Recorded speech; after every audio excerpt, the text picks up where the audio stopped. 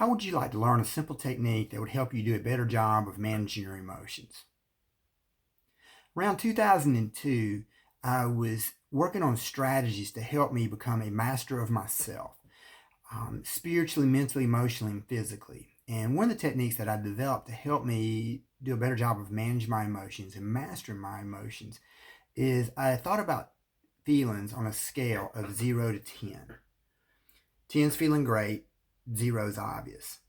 Well, it stinks to be on the lower end of the scale, whether it's a 2 or 3 in sadness or hurt, or 2 or 3 in anger or frustration, whether it's a 2 or 3 in anxiety or fear. It stinks to be on the lower end. I have not been below a 5. And I could probably say a 6, but I want this to sound believable. I have not been below a 5 since 2002. And you may say, Mark, how in the heck do you do that? Well, 18 years ago, which is when I developed this, I was thinking about these emotions on a scale and where I would like to position myself. And I thought, I always want to be at a 7.8 to 8.7. I always want to be right there. And for as long as you may know me, wherever you might see me, regardless of what time of day, I'm always right there. And when you hear that, you may think, well, Mark, if you can do that, why aren't you a 10? 10's too much. Not that I couldn't do it, because I understand the formula, but it's too much for what I do for a living and for who I'm trying to be. As a therapist, if I showed up seeing people at a 10 and I go, hey, you guys, how y'all doing? Let's talk about all y'all's marital problems. In fact, y'all are fighting day and night. That's too much. They would walk out of my office going, oh my God, this guy's kind of loony. So it's too much for what I do for a living, but it's also too much for who I want to be. I'm always trying to be cool, always trying to come across as calm and reserved, but strong.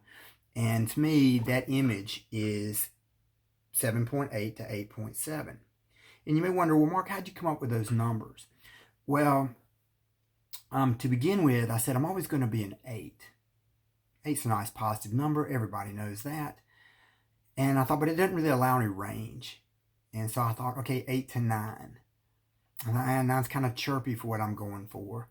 And then I thought, well, 7 to 8. 7's kind of flat. And so I thought, since I'm making this up, I thought, like radio digits. So I came up with this 7.8 to 8.7. And as I said a minute ago, wherever you might see me, regardless of the time of day, regardless of the circumstances, I'm always in that range.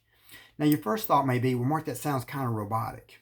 I agree. I agree with that very quickly. But I used to use the full scale of emotions. And I was not happy when I used the full scale. I would have bouts of maybe feeling depressed, or I would lose my control of my anger more often, and I might get burrowed down in sadness and worry and stuff like that. I don't struggle with sadness, depression, anger, anxiety. I don't struggle with any of that anymore.